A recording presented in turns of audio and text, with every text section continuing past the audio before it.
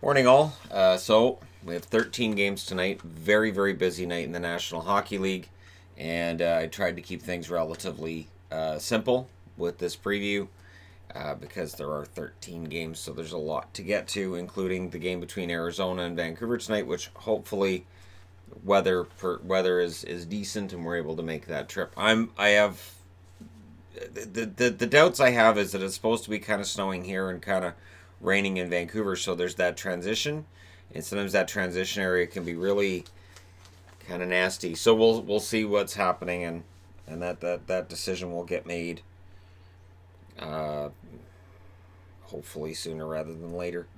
Next, first up, we'll start with the first game, which is Pittsburgh and Boston. There's a lot of games starting at 7 o'clock Eastern, 4 o'clock Pacific. So this is the busiest night we're going to have for weeks, and I'm going to a game. This is the busiest night, though, that we're going to have for weeks because the bye week kicks in for a lot of teams this coming Monday, and then it basically overlaps with the All-Star break and all that other wonderful stuff. So, Pittsburgh, 29, 12, and 5 overall. Over their last 10, they're 8, 1, and 1. On the road, they're 12, 7, and 2. It's been an amazing story for Pittsburgh, and I know there are some unbelievers out there. I haven't been because they scare me. On the Boston front, they're 27, 9, and 12. Over their last 10, they're 5, 2, and 3. So, yeah, it's a mixed bag with Boston. They win about half of their games, and this is where we're at.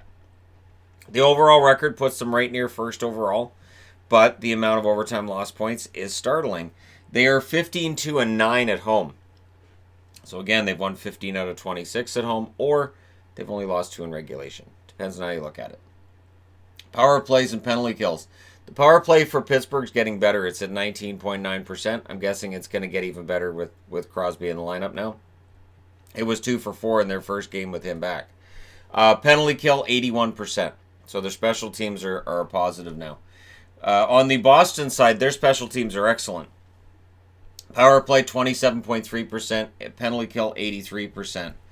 What I did for the scorers on each team, I picked the scoring leader, and then I went through and picked players under that.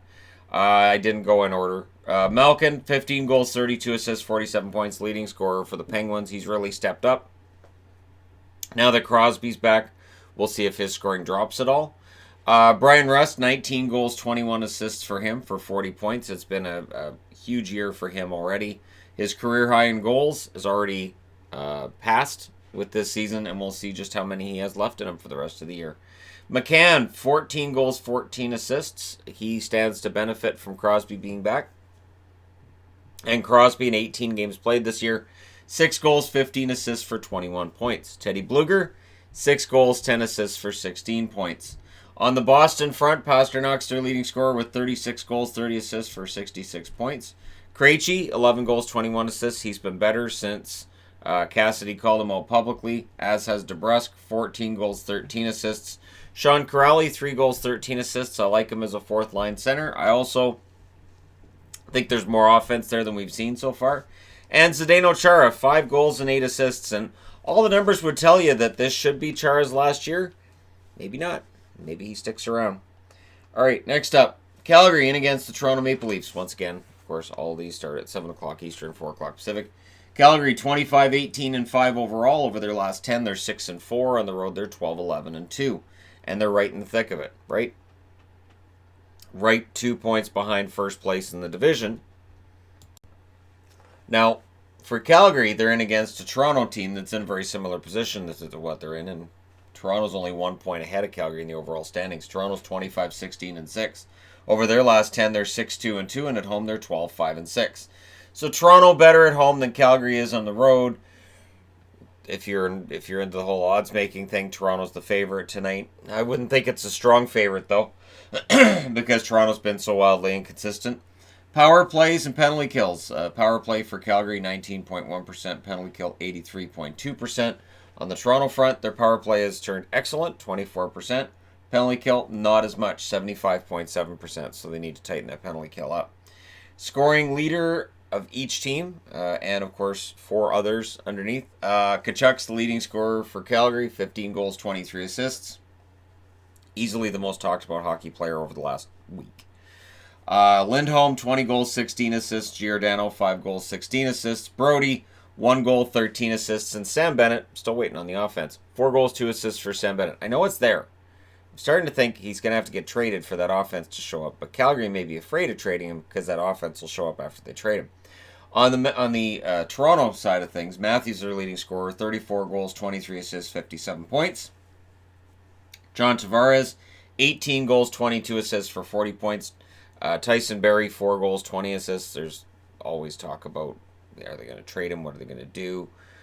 I don't know what they're going to do with him, but he's been scoring under Sheldon Keefe, so I wouldn't throw the baby out with the bathwater, especially right now with how many defensemen have been hurt.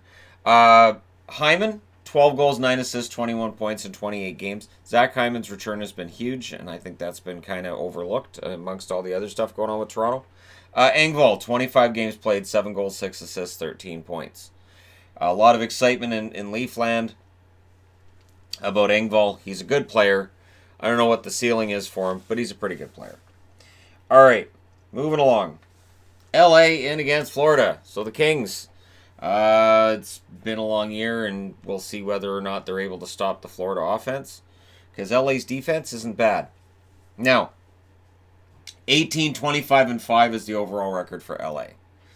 They're 3-6-1 over their last 10 on the road. They're 7-15-4. Their road record is pretty bad. It's a big part of the reason why their season was submarined early. On the Florida side of things, they're 24-16-5 over their last 10. They're 6-4, and at home they're 15-8-2. So Florida right in the thick of things in the Atlantic and in the playoffs in general. And it's a giant mess right now, the playoff picture, isn't it? So for Florida, they need to avoid the dreaded trap game. I didn't put up an Akbar Mega because I don't really see this as a trap game necessarily. Power plays and penalty kills. Power play for LA is at 15.5%. The penalty kills at 75.4%. Power play for Florida, 23.4%.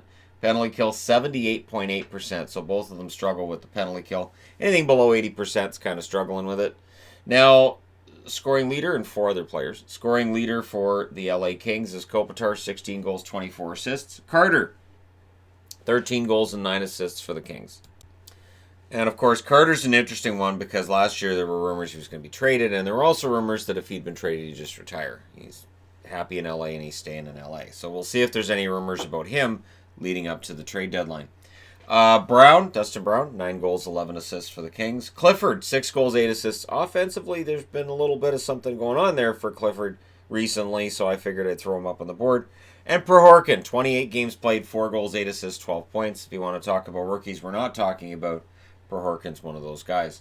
On the Florida side of things, Huberdeau, easily their leading scorer, 18 goals, 43 assists, 61 points. Brett Connolly, 16 goals, 13 assists for 29 points. Ekblad, 5 goals, 19 assists, 24 points. Achari, 17 goals and 3 assists. So, every year I talk about Cy Young. Now, Cy Young, of course, is the award given out in baseball for usually a pitcher who has a lot of wins and doesn't lose very much. Best pitcher, right? So, 17 goals, 3 assists, looks like 17 wins, 3 losses, thus the Cy Young, which Rick Nash had a lot when he was in Columbus. Right now, it looks like Achari is easily your Cy Young winner with 17 goals and 3 assists. Sevier, 5 goals, 9 assists. I threw him up on the board because I like Sevier a lot. I think he's a good depth forward, and I think he's helped Florida out this year. Absolutely. All right, that's going to be a fun little game, too. Next up. Rangers in against the Islanders. These teams are going to get to know each other very, very well. This is their second meeting in, a week? And then they have another one coming up, too. Yeah, these teams are going to get to know each other pretty darn well. The Rangers are 22-19-4, and they got to be thinking, well, we beat them 6-2 last time, so let's make sure we don't lose 6-2 this time, because the Islanders are a team that's capable of playing that way on occasion. 5-5 is the record for the Rangers over their last 10. They're 9-11-2 on the road. The Rangers are winning enough to stay in the race. They're not winning enough to really gain traction, but they're not losing enough so that if you're management, you can just say, all right, so we'll rent out Kreider and we'll move all these guys. I think the assumption that Kreider gets moved right now is still kind of premature because the Rangers are still in this. And if they can go in and beat the Islanders tonight, they're really in this. The Islanders are 28-13-4 overall. They're 5-4-1 in their last 10. And at home, they're 15-5-3. Special teams, the Rangers are with their power play, 20.4%. Penalty kill, 78.7%, so they're like a percentage point behind Florida. The Islanders are 19.2% on the power play, 80.2% on the penalty kill. So it's going to be interesting to see how this one goes tonight. Scoring leader and 4 other players. Scoring leader for the Rangers, Panarin, 26 goals, 41 assists, 67 points. I think it's interesting, too, where yesterday, I think it was the Hockey News had an article, Panarin's not going to win the Hart Trophy, but he should be in the conversation. Well, wait a second. If the Rangers make the playoffs, yeah, Panarin absolutely would be, I think, at least top 3 for the Hart. And then we can get into the argument of whether or not he should win it. Can't wait for that argument down the stretch this year, because we always get into that argument. Chris Kreider, 15 goals, 50 assists, is making it difficult to just trade him. Trouba, 7 goals, 15 assists. Fast, 8 goals, 13 assists. And Kakko still with 7 goals, 9 assists. Again, I think Kakko's been playing fine. He's had his chances in recent games. The offense will come. On the Islanders front, Barzal's their leading scorer with 17 goals, 22 assists for 39 points. Bailey, 9 goals, 16 assists. I don't know. Bailey, the offense has kind of fallen off the map, so I don't know. Can they work out a trade with Toronto? Because Bailey really likes playing with Tavares. So, just throwing that out there. Pollock, 6 goals, 16 assists. Hockey guy starts a trade rumor. Pollock, 6 goals, 16 assists. I'm looking for a hockey trade, though, so that's not going to happen. Taves, 3 goals, 12 assists. And Noah Dobson, 18 games played, 1 goal, 3 assists, 4 points. I think is quietly putting together his game, and I think he's working his way into the lineup on a more permanent basis. And this is how you used to bring defensemen along. This is just how it used to always be done. They would play some games and they'd miss some games. They'd have a lot of nights where they were healthy scratches, and they would gradually get pushed into the lineup. They can't all be Cale Makar or Quinn Hughes. That being said, I need to change boards. Okay. Montreal's in against Philly in a matchup between 2 teams that played last night. So neither team should be able to claim to be more tired than the other from last night's game. Now, again, we're at 4 o'clock Pacific, 7 o'clock Eastern. Notice it goes all the way to here, and then this one's 7:30 Eastern, 4:30 Pacific. Yeah, so that's a lot of hockey. Yeah, it's a ton of hockey going on, all starting at the same time. So, yeah. Montreal's 20, 21, and 7. Now they're 2-7-1 in their last 10. We've reached the stage where Montreal needs to just admit it's over. On the road, they're 11, 9, and 3. Yeah, at this point, the season's over for Montreal. It's a matter of trying to salvage what you can. On the Philadelphia front, they're 25, 16, and 6. With that win last night, they moved 2 points ahead of Columbus. They will be trying to stay ahead of Columbus. Columbus is playing tonight as well. Over their last 10, Philadelphia is 4-5-1.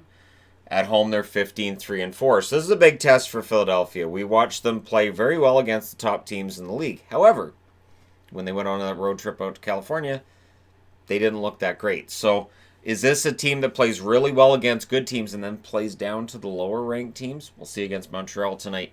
Power play and penalty kill. Power play for Montreal, 20.4%. Their penalty kill, 78%. Power play for the Rangers, 19.4%. Penalty kill, 81.9%. So special teams do favor the Flyers, but the Canadiens do have a higher ranked power play.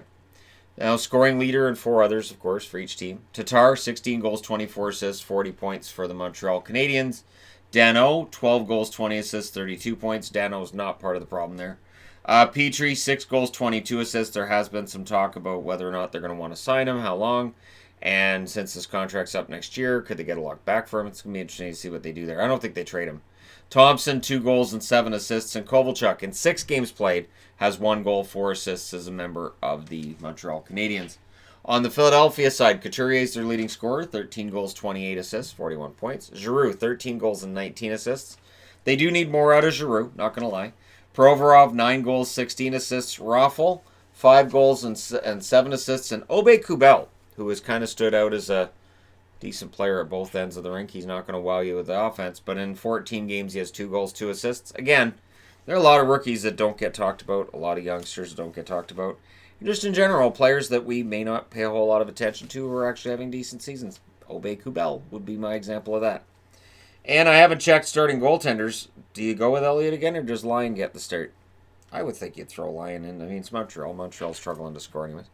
All right, New Jersey in against Washington. The New Jersey Devils 17, 22, and 7 overall.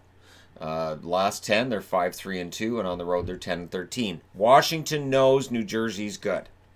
That New Jersey has improved recently. Washington found that out firsthand over the last 7 days. Washington's now 31-11-5. They're 5-5 in their last 10.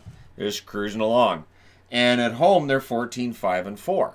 So again, the Capitals are just cruising along, and they're not playing spectacularly. They're not playing awfully, but the wins and losses are pretty even. Now, special teams really favor Washington in this one. Power play for the Devils, 14.6%. Penalty kill, 79.3%. Power play for the Washington Capitals, 20.8%. Penalty kill, 84%. Yeah, so special teams battle definitely would favor the Capitals. Scoring leader and 4 others. Palmieri, 16 goals, 15 assists for the Devils, 31 points. Coleman, who's having an excellent season, 18 goals and 8 assists for him. Zajac, 6 goals, 12 assists. Hughes, noteworthy because, again, a lot of expectations in his rookie season. 6 goals and 11 assists for him. And PK Subban, 6 goals, 5 assists. We've had a lot of fun making fun and whatnot with the whole Subban situation, but he's been playing better lately. And the points are a little more frequent than they were early in the year. So I know 11 points is still anemic compared to his normal totals, but 6 goals isn't bad. Now, Carlson on the Washington front is their leading scorer, 13 goals, 43 assists, 56 points. Vrana, 20 goals, 18 assists, having an excellent season. Orlov, 3 goals, 18 assists. Nick Dowd, 5 goals, 5 assists, having a very solid season on that fourth line. And Siegenthaler, 2 goals, 7 assists, who I don't think gets talked about enough. So there you go. I threw him into the preview because I think Siegenthaler plays a pretty decent game for the Capitals.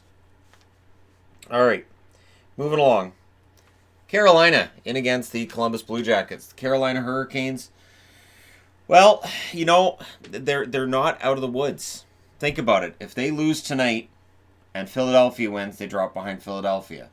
And then if they lose in regulation against Columbus, they're giving Columbus a window through which they could jump into the playoffs, and it would knock Carolina right out. So Carolina has to put the pedal to the metal a bit. So their one up, one down that they've been on over the last 10 games doesn't benefit them. They're 27-17-2 overall over their last 10. They're 5-5.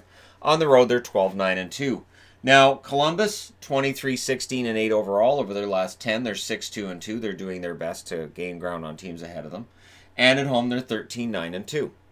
So overall, the numbers aren't too bad for Columbus. Again, for Carolina, be careful. They can find themselves out of the playoffs as soon as this coming weekend. Power play and penalty kill. Power play for Carolina, 22.1%. Penalty kill, 82.4%.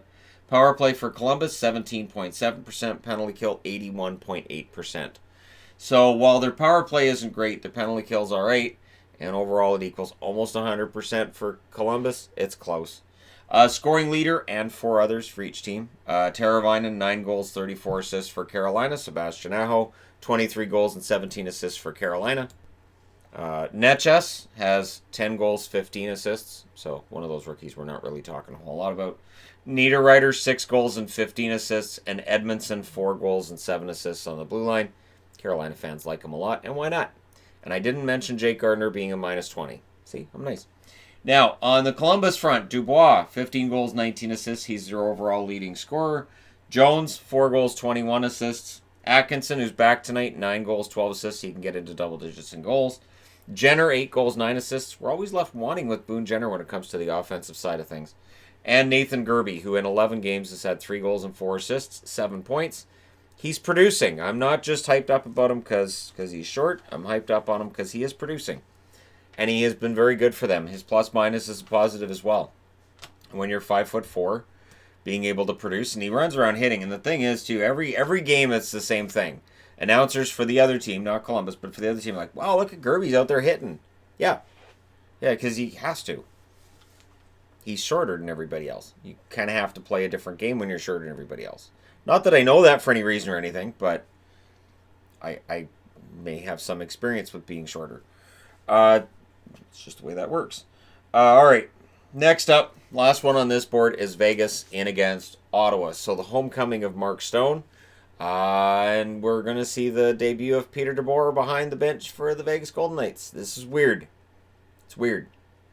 And what also is weird is the disconnect between people who see this as, you know what, it's odd because there's still a new team. They're still building. The first year was clearly a bit of an overachievement to go to the Stanley Cup final, but it's raised the bar so high that now fans say, well, they're not playing very well over the last week and a half, so yeah, fire the coach. There are not very many, but I've seen some saying it, and I'm like, what are you talking about? It's an 82-game schedule. It's insane.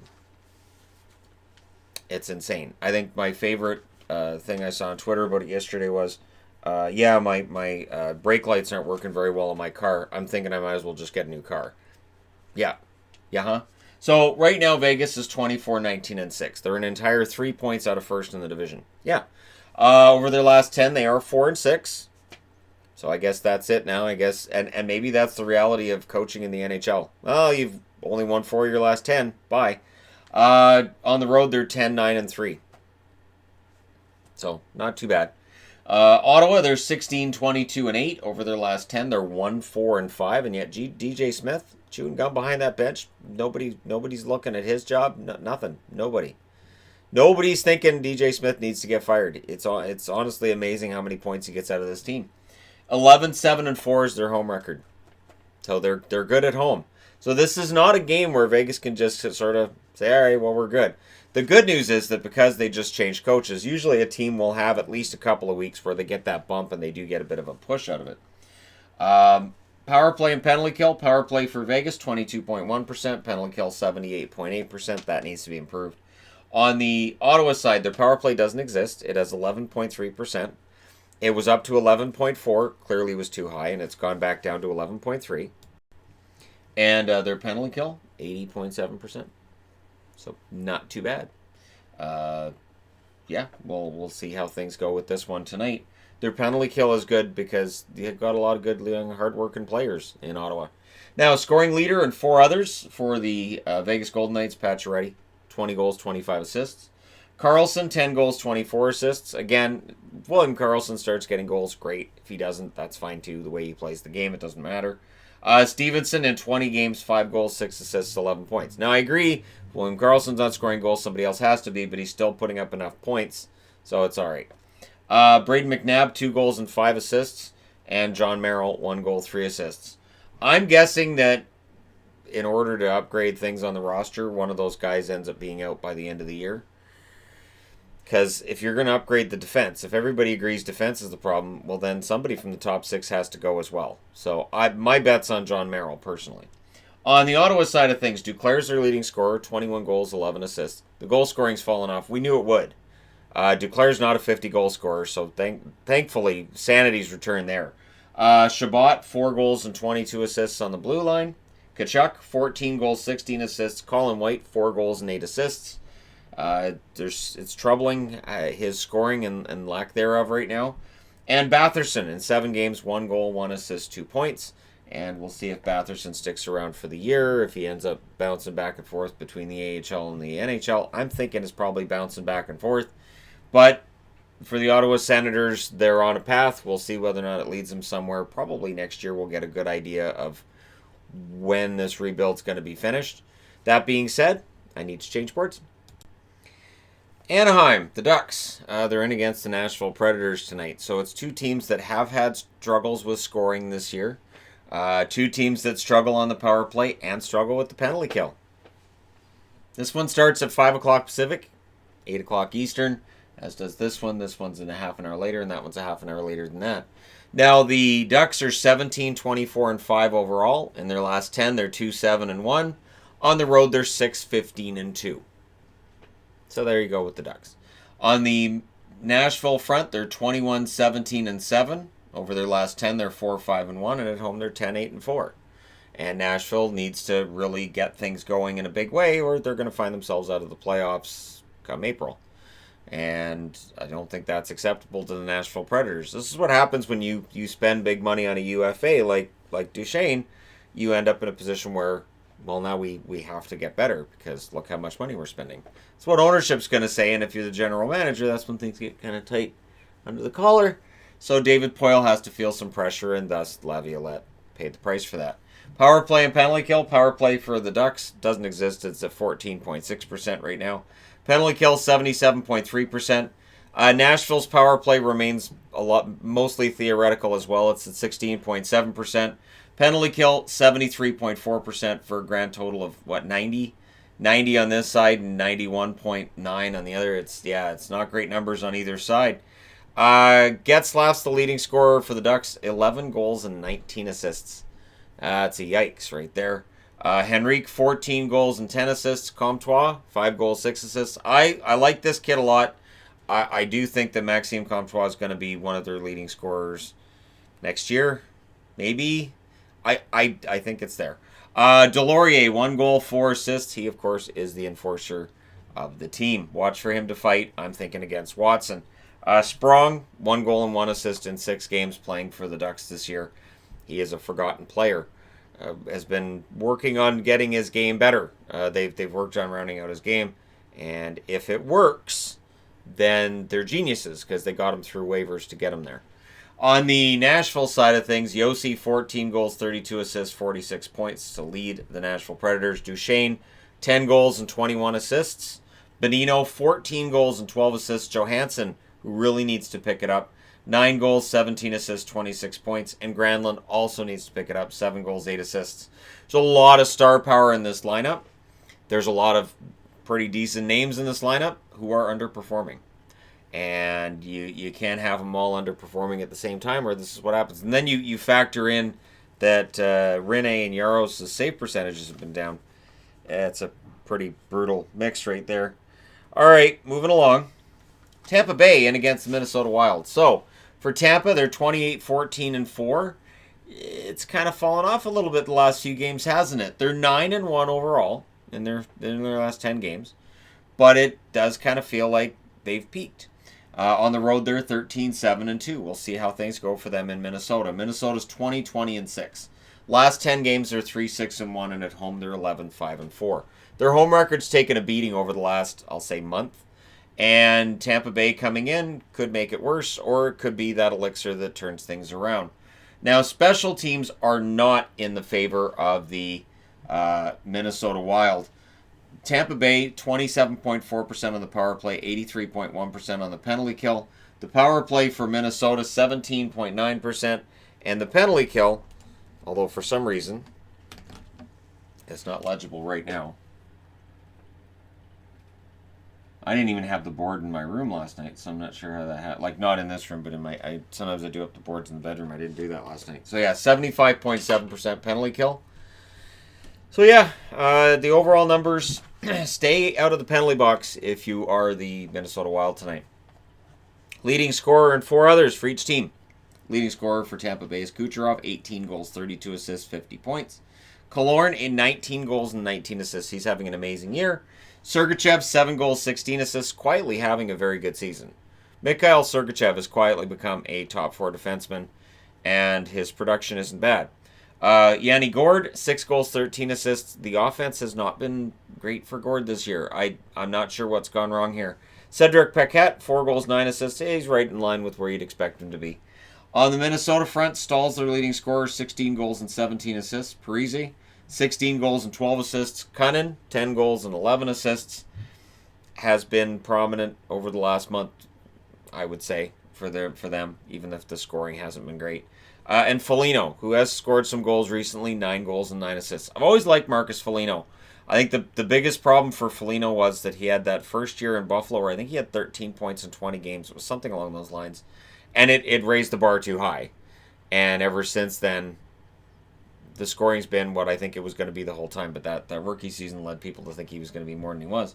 Matt Dumba, 3 goals and 10 assists. Shot totals would tell you Dumba's going to start getting pucks in the net.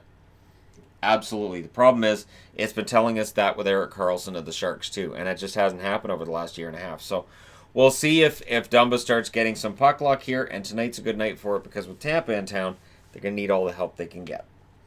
All right, moving along. Buffalo in against the Dallas Stars. This one starts at 5:30 Pacific, 8:30 Eastern. The Buffalo Sabres flirting with turning it around. Thinking about it, 21-19-7 overall. In their last 10, they're 4-6. Now on the road, they're 7-13-4. But again, they look like they're ready to turn things around. Dallas is a good test because Dallas is pretty good defensively. Not great offensively, but pretty darn good defensively. 27-15-4 is the record for Dallas. They're 7-3 in their last 10. They need to stop spotting other teams to 2-goal leads. I know they keep coming back and winning those games, but that's not a winning formula. Okay, so we let them get the first two. Agreed, guys? No. 15-6-2 at home for Dallas. So they're pretty good at home. Buffalo's road record is poor, but I don't think those records necessarily tell you the whole story right now. Buffalo, I think, realizes this is on the verge of getting away from them again, and so they've been playing better lately. Power play and penalty kill tells you that Buffalo needs to avoid special teams tonight for the most part. Their power play is 19.9%, which isn't bad, but that penalty kill at 74.8%, that's an issue. On the Dallas front, their power play is 20.4%, their penalty kill 83.8%. Their penalty kill is excellent, and their power play has definitely improved quite a bit from where it was at that anemic start to the season.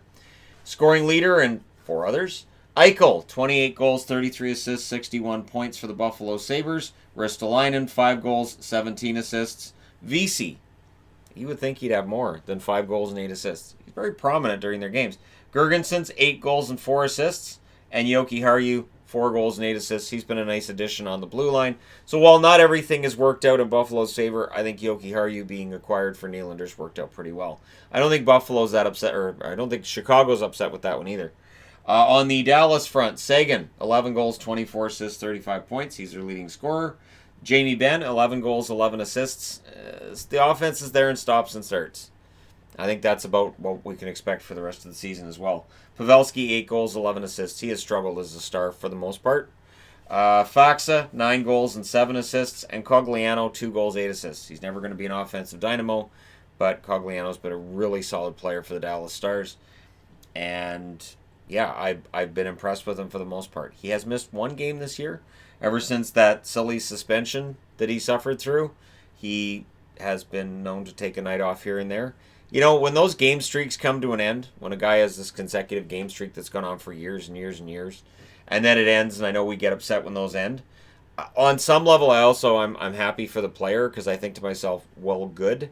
Because now if he's got aches and pains, if he's got an injury, he's not going to feel like he needs to fight his way through it and potentially wreck his knee or his hip or whatever it is that might be hurting. Now he can actually take a night off here and there. So Cogliano, that's how I see things with him. But anyways, moving along. We're almost done, I promise. San Jose in against these guys, Colorado. And San Jose, 21-23-4, they're not going to make it, right? It's not going to happen. They're 5-3-2 in their last 10. They're 8-12-3 on the road. Colorado, unpredictable and not getting it done when they need to. They're 25-15-6 overall, so 56 points tells you, yeah, they're a playoff team, but they're 3-4-3 in their last 10. And at home, they're 11-7-4. So things have definitely kind of fallen apart for the Colorado Avalanche. Special teams, 17% power play for the San Jose Sharks. Penalty kill, 87.7%. Still excellent penalty kill for San Jose. On the Colorado side, their power play, 19.4%. Their penalty kill only clicking at 78.6%. So penalty kill-wise, things definitely favor San Jose. Power play, there's an edge towards Colorado there. Scoring leader and 4 others. Scoring leader for the San Jose Sharks, Couture, 14 goals and 22 assists. Erik Karlsson, 5 goals, 30 assists. So as I said, the goal scoring not quite where I think Karlsson would want it. The points aren't quite where Karlsson would want either. He's become a very good offensive defenseman, but it's the first year of a really long contract. And yeah, I'm really curious as to what's going to happen with Karlsson. Not necessarily this year, but like 2 years from now. Just picture it 2 years from now. What's going to happen? How are his points totals going to degrade further? Are we going to see a huge bounce back? What's going to happen? Burns, 9 goals, 23 assists, 32 points. He's been underwhelming as well. LeBanc, 11 goals, 14 assists. He's turned it around after a slow start. And Marleau, 8 goals, 9 assists. He's never going to score like he used to, but he gets points here and there every now and then, and that 1,700 plus games played tells you that any points you get from him are kind of a bonus. On the Colorado front, McKinnon's their leading scorer, 27 goals, 41 assists, 68 points. Gerard, 1 goal, 24 assists, 25 points. He's been scoring a lot of points for them over the last, I'll say, month and a half. Calvert, 11 goals, 12 assists. Landeskog, 12 goals, 8 assists.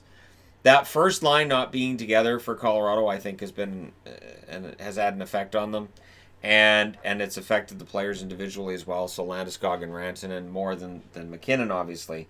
But you look at last year, and that line was together, and they were playing great. And this year, they just haven't had that. Nichushkin, 7 goals and 9 assists. The offense has kind of slipped off a little bit again lately, but he works really hard. He's working much, much harder out there right now for Colorado than I saw him work for Dallas is basically almost his whole career. So desperation's worked really well for him, and having something to prove and having a chip on his shoulder. And we'll see if Nichushkin can keep that up tonight against the Sharks. That being said, I need to change boards. And then the only game that starts at 7 o'clock Pacific and 10 o'clock Eastern is Vancouver at home against Arizona. So, Arizona comes in at 26-18-5 over their last 10. They're 5-4-1. On the road, they're 14-8-3. They're very good on the road. Vancouver's very good at home. They're 25-18-4 overall. They're 7-3 in their last 10. And at home, they're 14-5-3. So, this could be quite the clash. It's going to be a matter of, can Arizona play their game, which is low chance, maybe a lot of shots, but a lot from the outside, or can Vancouver play their run-and-gun style of hockey? Special teams. It's kind of a saw-off here. 20.1% power play for Arizona. Remember when they had the anemic Ottawa-style numbers for their power play? Penalty kill, 82.5%. On the Vancouver side of things, 23.6% on the power play, 80.2% on the penalty kill. And again, for Vancouver, they're coming off of a road trip where they won 2 out of 5. And they're going to look to get things going at home against a team in Arizona that wants to prove they belong in first place. And for Vancouver, if they can win this, they get within 1 point of Arizona. So it's a big game, as every game in the Pacific is right now. And leading scorer and 4 others for the Arizona Coyotes. Schmaltz, 7 goals, 28 assists, 35 points. Garland, 16 goals and 10 assists. Chychrun, 10 goals and 9 assists. Chychrun's 10 goals is impressive. They're not garbage goals or anything either. He's a pretty decent goal scorer. And Hall, in 14 games now with Arizona, has 6 goals and 7 assists. Demers, 7 assists. The offense isn't there. It's not going to be. He's a good defensive defenseman. On the Vancouver front, Pettersson's their leading scorer, 21 goals, 27 assists, 48 points. Brock Besser, 16 goals and 27 assists for him. So he's not a point a game, but he's still not hurting them either. Now, Virtanen, 13 goals and 12 assists, 25 points. I've talked up Jake a lot. I will let the points speak for themselves right now. Myers, 4 goals and 11 assists. I think he's been better over the last month. Absolutely. I think he's been a big part of the winning streak they went on. And Antoine Roussel, 19 games now, 5 goals, 2 assists, 7 points. Roussel does add something to Vancouver, and it's not just penalty minutes. There's an abrasive quality to his game that they lacked while he was out, and I think he's definitely been a player that's aided them along the way to this not a bad record they have right now. So 54 points for them and 57 points for the Coyotes, and we'll see tonight which one is the better of the two in Vancouver. So there you go. And if you're looking for playoff standings, they're right here. And as you can see, Vancouver at 54 points, the Oilers and Calgary at 55, Arizona 57. Here's Vegas at 54. So that is 5 teams, all within 3 points of each other. Crazy in the Pacific. Absolutely crazy. And there's Columbus 2 points behind Philly. We'll see how things shake down tonight. Because again, there's Carolina at 56 points. They're not out of the woods yet. Let me know your thoughts, your picks, and all that wonderful stuff in the comment section below. Don't forget to hit like and subscribe if you're browsing your way through. You just happened upon this video. And hey, thank you guys so much for watching, for all your support. I will talk to you again soon.